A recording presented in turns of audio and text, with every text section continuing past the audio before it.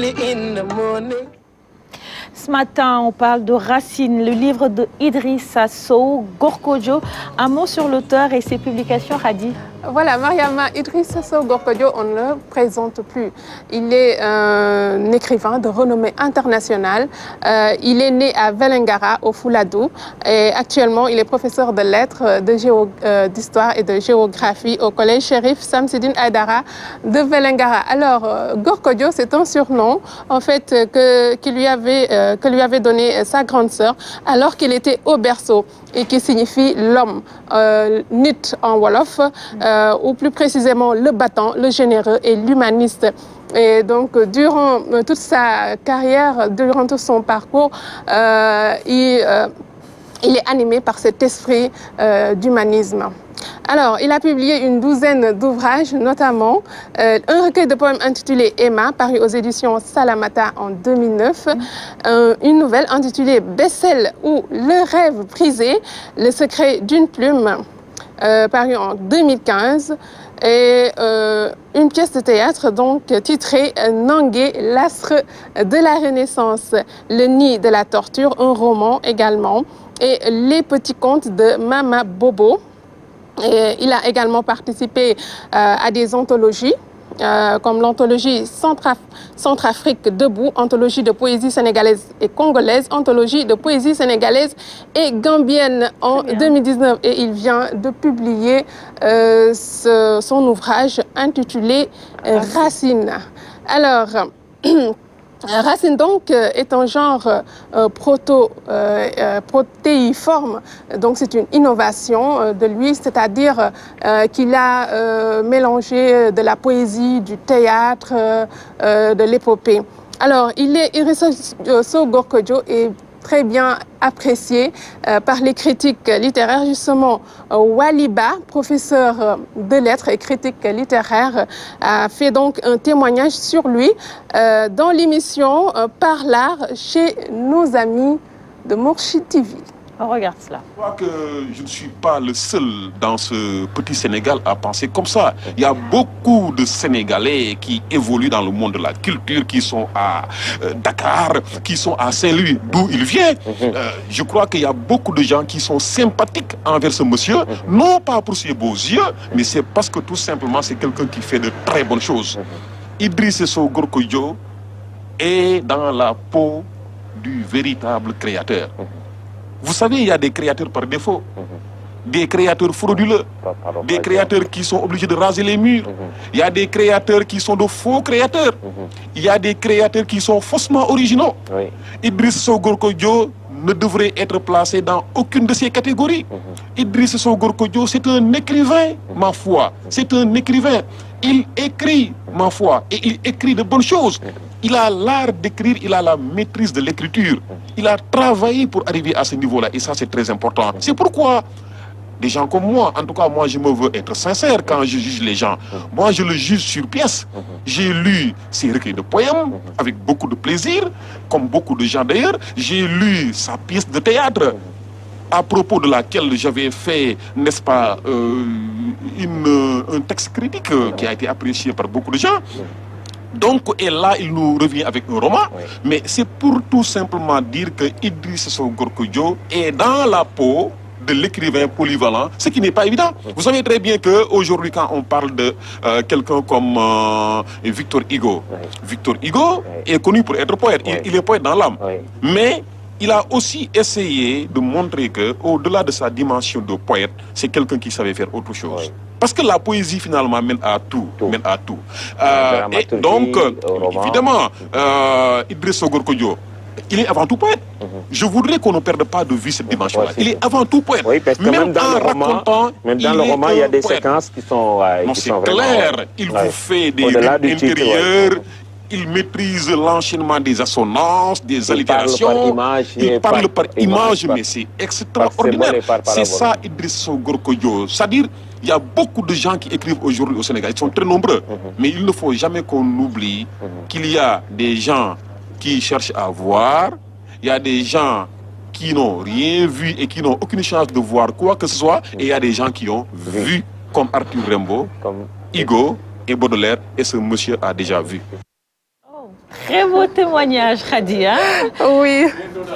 Rien à ajouter. On revient sur Racine. Que veut dire Racine exactement? Voilà, donc ce titre nous rappelle un peu l'ouvrage d'Alex Haley, un noir américain qui a publié donc un ouvrage intitulé Roots, qui signifie racine. Et il est connu notamment pour sa collaboration à l'autobiographie de Malcolm X.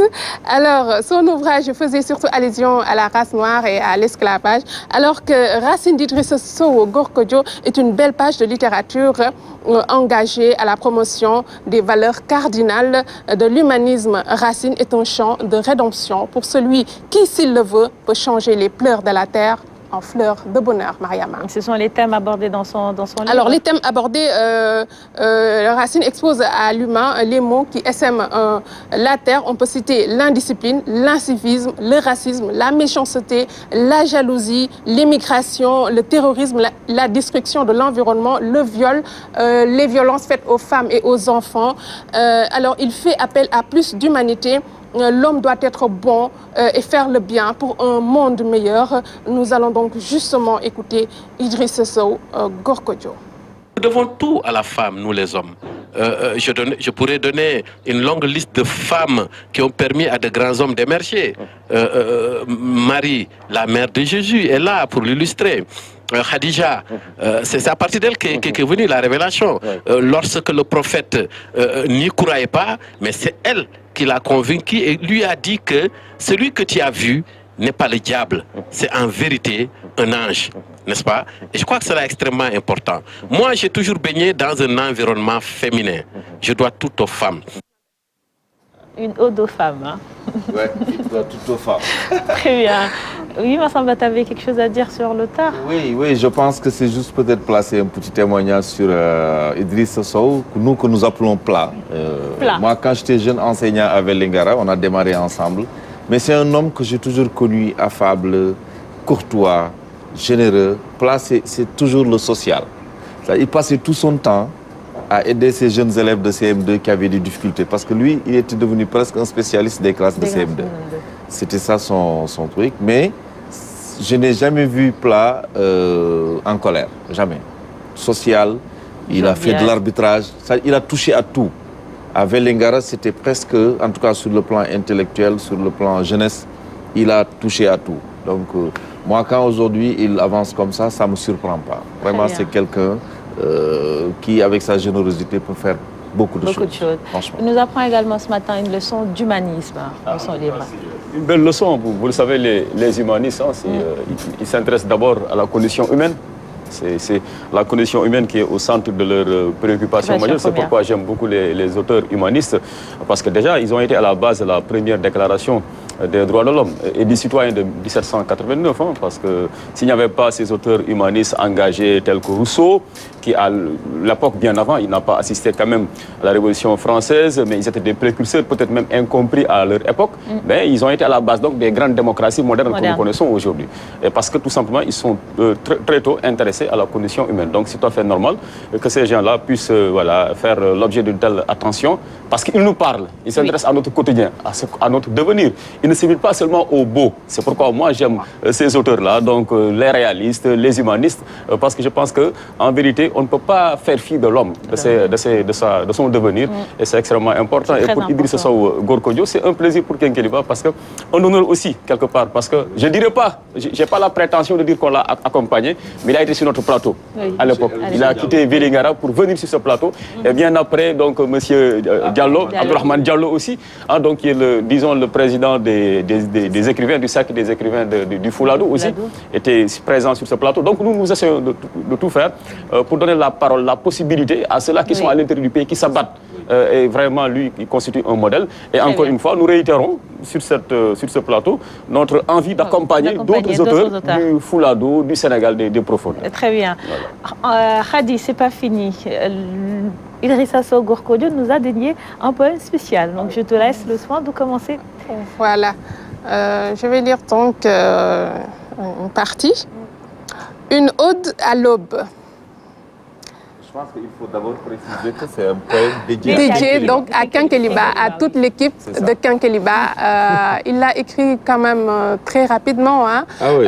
Oui, on a discuté au téléphone et il s'est inspiré. Il m'a dit, Khadi, je suis inspiré, je vais écrire un poème dédié à toute l'équipe de Kenkeliba. On découvre ce poème, allez-y. Alors, une ode à l'aube. Je te vois, Kenkeliba, par la fenêtre féerique d'une magique invention de l'humanité, je te bois, ô mon succulent Kenkeliba. La calebasse féconde aux fonctions multiples, la voix verdoyante de mon peuple fort et noble, la source intarissable de savoir, de savoir-faire, de savoir-vivre, la fileuse de science, de compétences, d'expérience, la dépositaire du trésor, de l'éthique, de l'esprit critique, la somme de nos espérances, l'astre de notre renaissance, l'inimitable matinale à l'audience internationale, l'inégalable, l'incomparable, l'infatigable, Dimbara Kenkeliba, Diarama Kenkeliba. Du lundi au vendredi, fortifiant nos esprits, apaisant nos cœurs. Du lundi au vendredi, en français, notre langue officielle. Nous formons pédagogiquement, informant vrai et juste, divertissant sainement. Kenkeliba. Cœur vaillant, envoyante, point ne dormant, ni rompant les rangs, pour le plaisir de fidèles téléspectateurs, pour l'honneur d'une grande république, Diarama Kenkeliba, Ndimbara Kenkeliba. Jardins fertiles qu'entretiennent avec art et ferveur des déesses et des anges de lumière, poètes aux aides de mon pays en voie d'émergence. À vos lire en délire, une ode chaude à l'aube, en l'honneur de Kenkeliba, en lettres indélébiles d'or, vert, jaune et rouge, dans la mémoire de notre jeunesse en quête de modèle Kenkeliba. Donc, merci beaucoup à Idrissa Sow Gorkodjo pour ce très beau poème. Merci beaucoup. C'est touchant, c'est vraiment touchant. Merci à vous. Clin d'œil à tout le Fouladou ce matin. Merci beaucoup, Khadi. C'est comme ça qu'on dit. Midjari ma miwelti on. Et le on, nous. Midjari on, miwelti on. Midjari on, miwelti on. Très bien. Il est 7h53. Tout de suite, on passe.